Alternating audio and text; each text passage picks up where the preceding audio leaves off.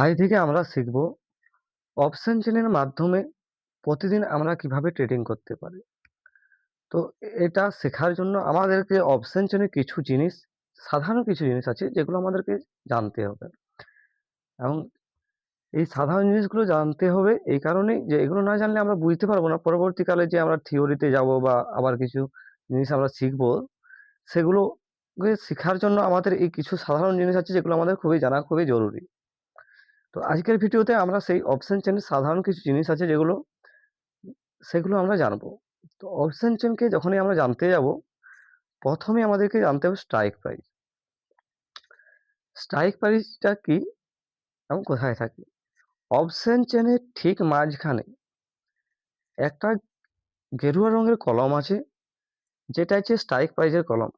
আর ওই কলমে দেখো প্রত্যেকটা এক একটা করে স্ট্রাইক প্রাইস আছে। যেমন ২১,৫৫০ থেকে শুরু করে ২২,৫০০, যে সংখ্যাগুলো আছে ওগুলা প্রত্যেকটাই এক একটা স্ট্রাইক প্রাইস। এগুলোকেই আমরা স্ট্রাইক প্রাইস বলছি। প্রত্যেকটাকে এক একটাকে আলাদা আলাদা করে আমরা এক একটা স্ট্রাইক প্রাইস বলছি। এই স্ট্রাইক প্রাইস গুলো অপশন চেনে কিভাবে দেওয়া থাকে? মানে এই স্ট্রাইক প্রাইস গুলো আমরা দেখছি যে অপশন চেনে যেখানে উপরের দিকে যদি আমরা লক্ষ্য করি, এই যে স্ট্রাইক প্রাইস কলাম, এই স্ট্রাইক প্রাইসের কলামটার উপরের দিকে যদি আমরা অপশন চেনের উপরের দিকে লক্ষ্য করি, তাহলে আমরা কি দেখতে পাচ্ছি ২১,৫৫০ থেকে শুরু করে ২১,৬০০। তাহলে এটা আমরা কিভাবে দেওয়া আছে?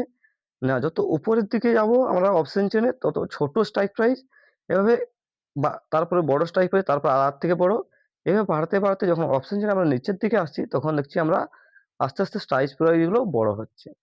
তাহলে অপশন চেনের স্ট্রাইক প্রাইস কিভাবে দেওয়া থাকে? না, অপশন চেনের স্ট্রাইক প্রাইস দেওয়া থাকে অপশন চেনের উপরের দিকে ছোট স্ট্রাইক প্রাইস আর অপশন চেনের নিচের দিকে বড় স্ট্রাইক প্রাইস। আচ্ছা, এই স্ট্রাইক প্রাইস অপশন চেনকে দুটি ভাগে ভাগ করেছে। একটা হচ্ছে কল সাইড আর একটা হচ্ছে পুট সাইড। স্ট্রাইক প্রাইজের ডান দিকে থাকে পুট সাইড, আবার স্ট্রাইক প্রাইজের বাম দিকে হচ্ছে কল সাইড। স্ট্রাইক প্রাইজের ডান দিকে যা কিছু আছে এগুলো সবই হচ্ছে পুট সাইড। পুট সাইড বা পুট সাইডের ডাটা। তাহলে আমি একটু লিখে দিই তোমাদের বোঝার সুবিধার জন্য।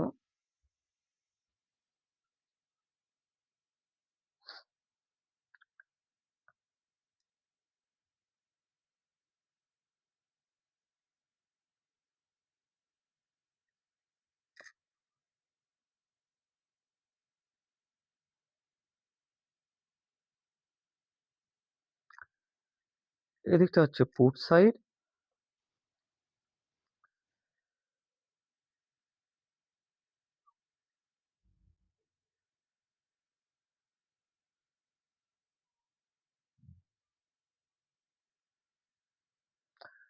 আর এই দিকটা হচ্ছে কল সাইড।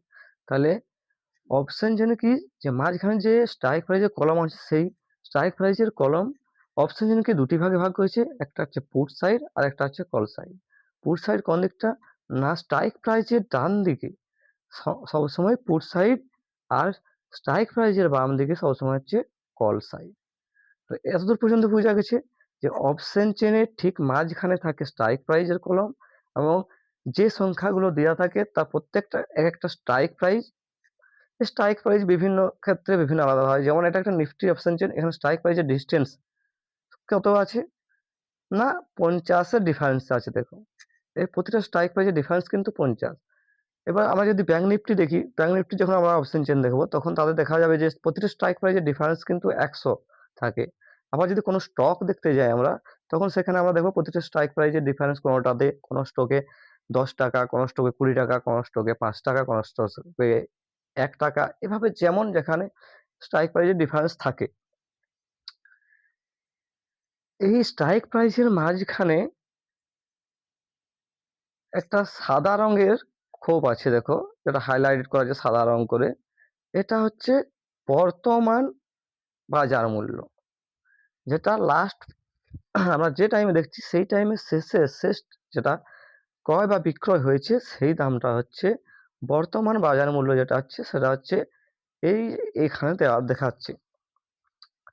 মানে বর্তমান বাজার মূল্য কত? না, 22,016 টাকা 45 পয়সা। এটা কোথায় আছে? এটি দুটি বর্তমান বাজার মূল্য সবসময় দুটি স্ট্রাইক প্রাইজের মাঝখানে থাকে। এই 2016 কোন দুটি স্ট্রাইক প্রাইজের মাঝখানে? 22,016 সরি 22,016 কোন দুটি স্ট্রাইক প্রাইজের মাঝখানে? না 22,000 আর 22,050। এই দুটি স্ট্রাইক প্রাইজের মাঝখানে 22,016। তো এই দুটি স্ট্রাইক প্রাইজের মাঝখানে একটা লাল রঙের রেখা চলে গেছে। এই রেখাটাকে আমরা বলছি ইমাজিনারি লাইন। এই রেখাটার নাম কি? না ইমাজিনারি লাইন। ওটা সবসময় কোনখানে থাকবে? যেখানে বাজার মূল্য, যে দুটি স্ট্রাইক প্রাইজের মাঝখানে বাজার মূল্য থাকবে, সেই দুটি স্ট্রাইক প্রাইজের মাঝখানেই সবসময় এই লাইনটি থাকবে। এই লাইনটাকে আমরা কি বলছি? Imaginary line.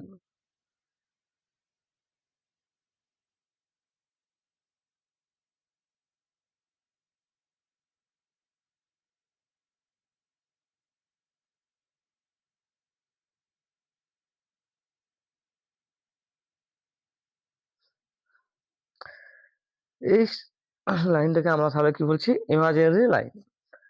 এই ইমাজিনারি লাইন কোনখানে থাকবে? এই ইমাজিনারি লাইন সবসময় সেখানে থাকবে যে দুটি স্ট্রাইক প্রাইজের মাঝখানে বর্তমান বাজার মূল্য চলবে। অর্থাৎ যে সময়ে আমরা বাজারকে দেখব বা বাজার সেই দুটি সেই সময় যে দুটি স্ট্রাইক প্রাইজের মাঝখানে বাজার চলবে, সেই দুটি স্ট্রাইক প্রাইজের মাঝখানে এই বাজার লাইনটি থাকবে। বা কল্পনা করব আমরা এই লাইনটি একটু কল্পনা করা হয় বলে এই লাইনটিকে ইমাজিনারি লাইন বলবো। তাহলে এখন যেমন দেখাচ্ছে বাজার মূল্য কত? 22,016, তাই এটি 22,000 আর 22,050 এর মাঝে আছে। এই লাইনটি পরিবর্তন হয় সবসময়। এটি বাজার মূল্যের সাথে সাথে এই ইমাজিনারি লাইনটি পরিবর্তন হয়। ইমাজিনারি লাইনটি পরিবর্তন কখন হবে? যখন এর বাজার মূল্য কত হবে? 22,050 এর উপরে বা 22,000 এর নিচে যাবে। 22,050 থেকে যখন 1 পয়সাও বেশি হয়ে যাবে, তখন এই ইমাজিনারি লাইনটি কোথায় চলে আসবে? 22,050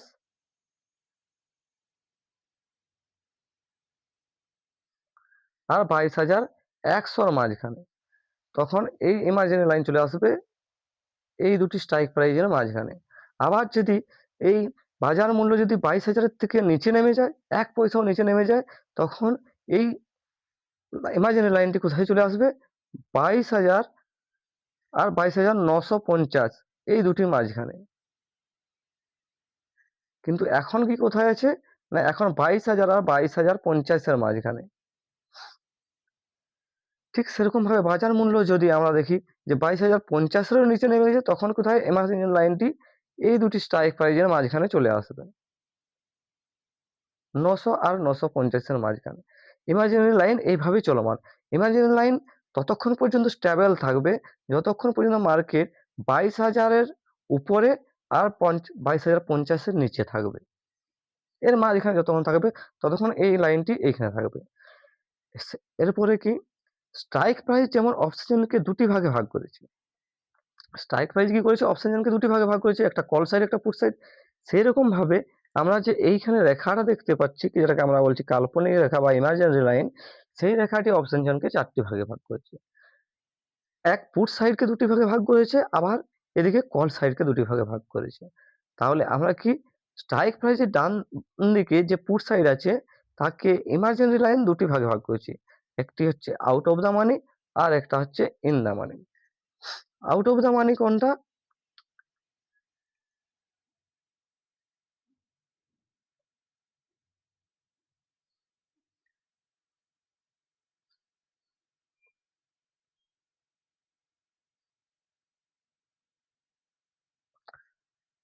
আউট অফ দ্য মানি কোন হলো? না ইমাজিনারি লাইন থেকে স্ট্রাইক প্রাইজের দিকে যদি আমরা দেখি, ছোট স্ট্রাইক প্রাইজের দিকে যতদূর পর্যন্ত আমরা দেখবো এর পুরোটাই কি আউট অফ দ্য মানি। আবার ইন দ্য মানি কোনটাকে বলবো আমরা পুট সাইডে? না ইমাজিনারি লাইন থেকে শুরু করে বড় স্ট্রাইক প্রাইজের দিকে যতটা যাব আমরা, সেটাই হচ্ছে ইন দ্য মানি।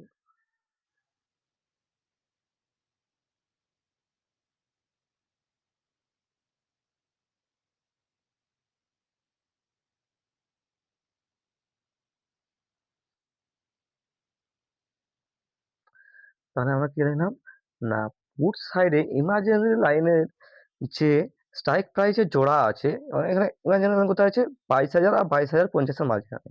তাহলে এই ইমাজিনারি লাইন থেকে ইমাজিনারি লাইনের যে স্ট্রাইক প্রাইস জোড়া তার ছোটর থেকে শুরু করে ওই স্ট্রাইক প্রাইস জোড়া ছোটর থেকে শুরু করে যে ছোট স্ট্রাইক প্রাইস সেখান থেকে শুরু করে আরো ছোটর দিকে নিচে ছোটর দিকে যেতে যতদূর পর্যন্ত যাব আমাদের কি পুরোটাই আউট অফ দ্য মানি। আর ইন দ্য মানে কি পুট সাইডে ইন দ্য মানে হচ্ছে ইমাজিনারি লাইন থেকে শুরু করে আমরা বড় স্ট্রাইক প্রাইজের দিকে যতদূর পর্যন্ত যাব আমাদের পুরোটা হচ্ছে কি ইন দ্য মানে। তাহলে আউট অফ দ্য পুট সাইডে আউট অফ দ্য মানি আর ইন দ্য মানি আমরা বুঝতে পারলাম।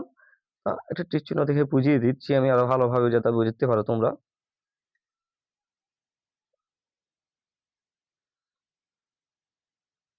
মার্কিং করে দিই একটু।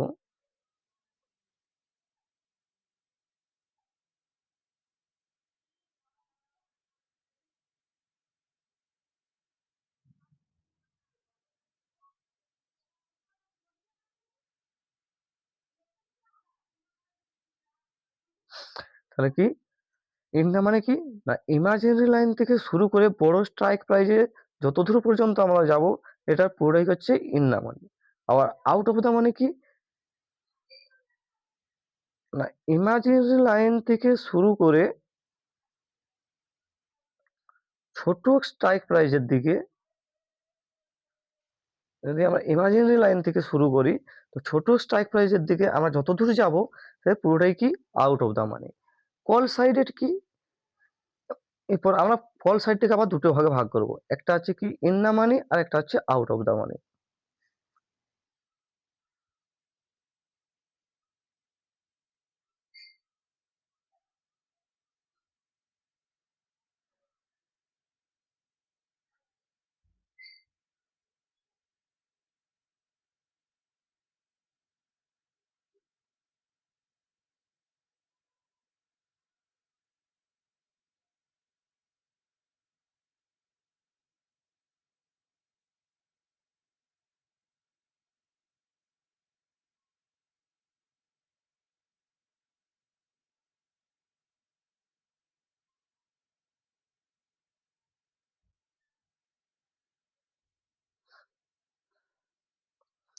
কল সাইডে সেরকম কি না আমরা কল সাইডের ক্ষেত্রে ঠিক এর উল্টোটা।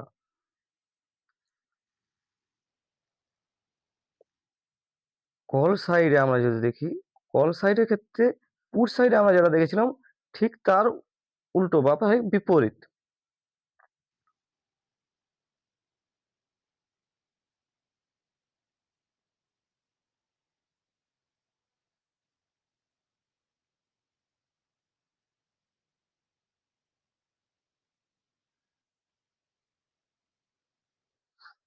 কল সাইডের ক্ষেত্রে ঠিক পুট সাইডের বিপরীত, অর্থাৎ কল সাইডে কি না ইমাজিনারি লাইন থেকে শুরু করে যখন আমরা ছোট স্ট্রাইক প্রাইজের দিকে যাব এবং যত দূর পর্যন্ত যাব পুরোটাই কি ইন দ্য মানি। আবার কি ছোট এই ইমাজিনারি লাইন থেকে শুরু করে যখন আমরা বড় স্ট্রাইক প্রাইজের দিকে যাব এবং যত দূর পর্যন্ত যাব পুরোটাই কি আউট অফ দ্য মানি। তাহলে ফুট সাইডে যেটা ইন দ্য মানি যে ফুট সাইডে আমরা কি বলছি যে ছোটর দিকটা হচ্ছে in the money out of the মানি, ছোট ছোট স্ট্রাইক প্রাইজের দিকটা আমরা বলছি আউট অফ দ্য মানি, আর বড় স্ট্রাইক প্রাইজের দিকটাকে আমরা কি বলছি ইন দ্য মানি। কল সাইডে ঠিক তার উল্টোটা, অর্থাৎ কল সাইডে কি না ছোট স্ট্রাইক প্রাইজের দিকটা ইন দ্য মানি আর বড় স্ট্রাইক প্রাইজের দিকটা out of the money. Imaginary line তাহলে আমরা অপশন জেনে এখনো পর্যন্ত কি জানলাম না প্রথমে আমরা জানলাম কি যে স্ট্রাইক প্রাইজে একটা কলাম থাকে, স্ট্রাইক প্রাইজের কলামটার এর মধ্যে যে একটা সংখ্যার ঘর আছে সেগুলো প্রত্যেকটা একটা স্ট্রাইক প্রাইজ। স্ট্রাইক প্রাইজগুলো কিভাবে সাজানো থাকে না স্ট্রাইক প্রাইজ অপশন চেনে সব সময় উপরের দিকে থাকবে ছোট স্ট্রাইক প্রাইজ আর ধীরে ধীরে কি বড় মানে অপশন চেনে নিচে গিয়ে সবসময় বড় স্ট্রাইক প্রাইজ। স্ট্রাইক প্রাইজের মাঝখানে সবসময় কি দেখাচ্ছে না বর্তমান বাজার মূল্য আছে। এই বর্তমান বাজার মূল্য যেখানে চলবে সেইখানেই কি থাকবে ইমাজিনারি লাইন। যে দুটো স্ট্রাইক প্রাইজের মাঝখানে বর্তমান বাজার মূল্য থাকবে, সেই দুটো স্ট্রাইক প্রাইজের মাঝখানে কি থাকবে, ইমাজিনারি লাইন থাকবে। এবং এরপর কি স্ট্রাইক প্রাইস অপশন চেনকে দুটি ভাগে ভাগ করেছে, একটা হচ্ছে কল সাইড, একটা হচ্ছে পুট সাইড। ডান দিকের ভাগটা হচ্ছে পুট সাইড আর বাম দিকের ভাগটি হচ্ছে কল সাইড। সেই রকম ভাবে ইমাজিনারি লাইন আবার অপশন চেনকে 4টি ভাগে ভাগ করবে। এরপরে আর কি কি আছে অপশন চেন কিগুলো আমাদের জানা দরকার। এক হচ্ছে রিভার্সাল পপ। প্রতিটা স্ট্রাইক প্রাইস কি বাজারকে একটা আটকানোর ক্ষমতা থাকে, এগুলো আমরা পরে শিখবো। শুধুমাত্র এখন আমরা শুধুমাত্র কলমগুলো জানবো, এরপরে কি কি কলম থাকে। এক, রিভার্সাল প্রাইস, এটা কিন্তু অপশন চেনে মাস্ট বা ম্যান্ডেটরি না, এটা এইখানে আমাদের একটা অপশন চেনে একটা পেড টুলস তাতে এটা আছে। কিন্তু তাছাড়া যে কোনো অপশন চেনে আমরা কি দেখতে পাবো, ভলিউম। অপশন চেনে ভলিউম, ভলিউম কি না, ভলিউম হচ্ছে আমরা যে ক্রয় বিক্রয় করি, প্রতিটা ক্রয় একটা সম্পূর্ণ একটা কমপ্লিট ট্রানজ্যাকশনের ক্ষেত্রে যে একটা ভলিউম ক্রিয়েট হয়।